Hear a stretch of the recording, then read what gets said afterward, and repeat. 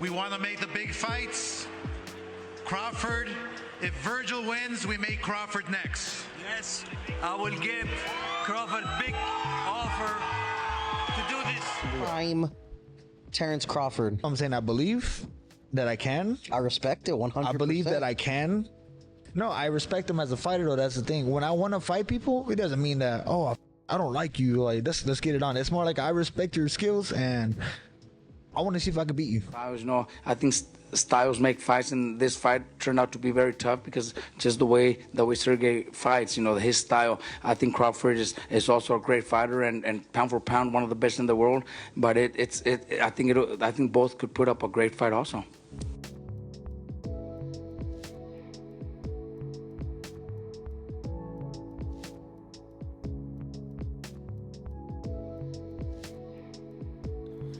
Welcome fight fans to my channel. This is Johnny, and in today's video we're going to be going over the statistics that nobody talks about when mentioning a possible fight between Terrence Crawford and Vergil Ortiz. Guys, before we go any farther, I want to say thank you to all my new subscribers.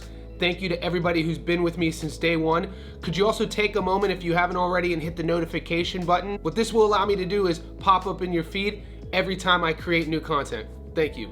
Alright guys, in a video I did earlier in the week, I broke down the 154-pound division. This is a division in the last 12 months that has become one of the hottest divisions in boxing. We know what happened after last year's fight between Bud and Errol Spence Jr.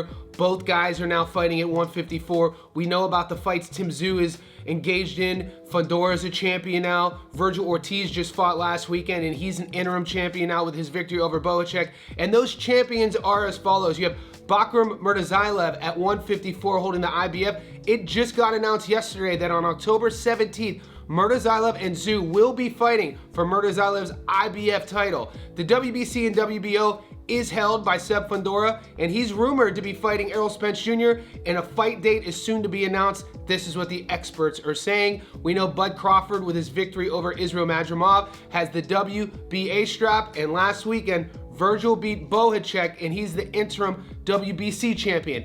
All of those champions are out of the way. If you want to get refreshed on that video about the 154 division, including the prospects and contenders, is tagged in this video. But today I want to talk about a possible link up between Bud and Vergil. I know that before the fight, I played the video at the beginning. Turki Al-Sheikh, Oscar were talking about if Vergil beats Bohacek, they're gonna make the Vergil Ortiz versus Bud Crawford fight. Now, it has lost some steam. The momentum of that fight isn't where it was before the fight. Even though Vergil won, it was a very close decision. Some people had it judged for Bohacek, some people had it for Ortiz. I personally judged it for Vergil. I gave him 8-4. I did a video about this. Even with those two knockdowns, I thought Vergil boxed well. I think he's gonna look back at that tape and see a lot of areas to work on. Specifically, if he does get paired with Bud Crawford, he'll be able to game plan for that.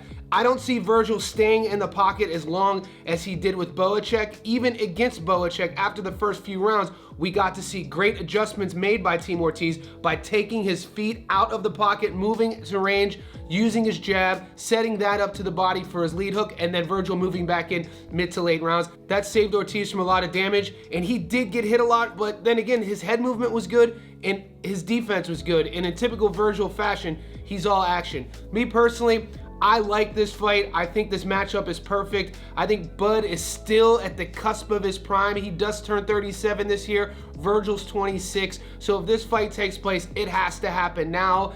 The titles would be on the line. And what other fight would Bud want to take at this moment? We know he wants to get his feet wet at 54. He has come out and said in recent days that he wants to become undisputed at 54. So he has to fight the champions anyway.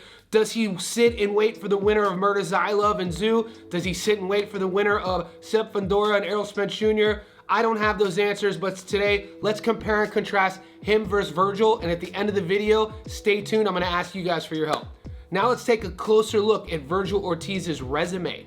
Vergil's 22-0 with 21 knockouts. He brings into the ring a 95% knockout to win ratio. He's currently ranked number 2 in the world at 154 pounds, and he holds the WBC interim world super welterweight title. At 26 years old, the American's an orthodox fighter standing at 5'10" with a 70-inch reach. He fought last weekend against Bohacek. Belichick was 24-1.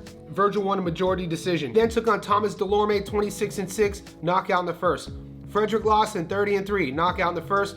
Michael McKinson, 22-0, knockout in the ninth. Mean Machine, 22-1, knockout in the 8th. We know going into the Belichick fight, Vergil was 21-0 with 21 knockouts, 100% knockout to win ratio. We know he wasn't able to get Belichick out of there, and it was a very tough fight. Like I said, rather than fixating on the things that a fighter didn't do too well, I like focusing on the things that the fighter did well, and the things that Vergil could look back on and make adjustments moving forward with whoever he fights is a little bit better on defense and his decision making in the pocket regarding when to stay engaged and when not to. The issue with this is, for 21 fights, it worked for him. As your competition climbs and climbs and you get to the top of the mountain, it's gonna be hard to knock everybody out. So I feel moving forward, Vergil took a lot of amazing lessons that he's gonna move forward with in his career from that Belichick fight. If he does get matched against Bud Crawford, I'd expect to see a heightened version of Vergil and a better version of Vergil. And usually at 26 years old, this is the case with fighters that young. Now let's take a closer look at Terrence Crawford. Guys, Bud's 41-0 with 31 knockouts. He is ranked number 1 in the world at 154 pounds, and he carries into the ring a 76% career knockout to win ratio. He currently holds the WBA World Super Welterweight title. At 36 years old, the American's a southpaw, standing at 5'8" with a 74-inch reach. He last fought Israel Madrimov, who was 10-0, UD in the 12th. Errol Spence Jr., 28-0, knockout in the 9th. David Evanesian, 29-3, knockout in the 6th. Sean Porter, 31-3, knockout in the 10th. Kell Brook, 39-2, knockout in the 4th. Guys, with Bud Crawford, we know that he's shown excellence time and time again in his career. His last fight against Israel Madrimov, if you would have watched that fight, it was a tough, stylistic matchup.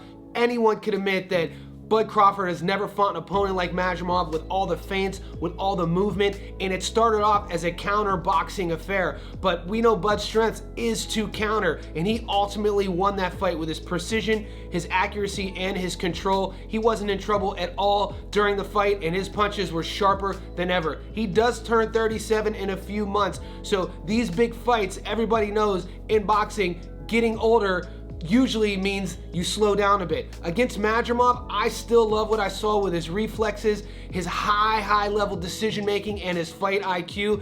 His power, he did hurt Madrimov a few times, and if you look at the after fight videos, Madrimov was pretty bruised up on both sides of the face, and in an interview, Madrimov said that Bud hits like a truck. If these two fighters do match up, when we look at the compare and contrast of Vergil and Bud, Vergil's gonna be the taller guy.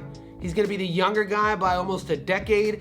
Bud's reach is the advantage he carries against most fighters, and he will have that reach advantage. He'll have the ring experience. He'll have the world title advantage in terms of the big fights, and I think he'll have that chip on his shoulder that he generally carries in to a fight with wanting to prove things to people. That's one of the biggest X factors about Bud. You could talk about his speed, his power, his decision making, but regarding that chip on the shoulder, in my opinion, I think that's what's kept Bud at the highest level, because what he has internally, you can't teach it. It just has to be part of you, and we know Bud has that dog. Vergil showed tough grit, came off the canvas twice against Belichick. After each knockdown, if you would have watched, he came at Belichick angry, looking for the knockout. And I love what I saw in Vergil. He didn't look like a young fighter who got stunned and then all of a sudden saw a deer in the headlights because he got knocked down. He looked like a guy who wanted to get it back, and that is great body language to show from a 26-year-old fighter who hit the canvas for the first few times in his career. Now, if these two guys actually meet, you're gonna have a southpaw versus orthodox.